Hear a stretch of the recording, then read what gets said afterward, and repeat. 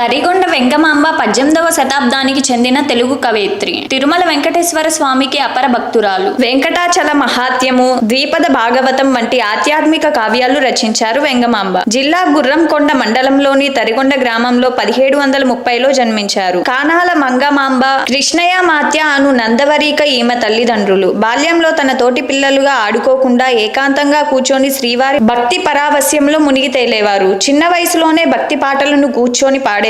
వెంగమాంబ భక్తి మౌఢ్యాన్ని వదిలించేందుకు వెంకటాచలప్పతో ఆమె తండ్రి వివాహం జరిపించారు. కానీ ఆమె మాత్రం వెంకటాచలప్పను దగ్గరకు రానివ్వలేదట. తిరుమల ఆలయానికి ఉత్తరాన 15 కిలోమీటర్ల దూరంలో దట్టమైన అడవులలో తుంబూరు కోన వద్ద యోగాభ్యాసం చేస్తూ గడిపారట.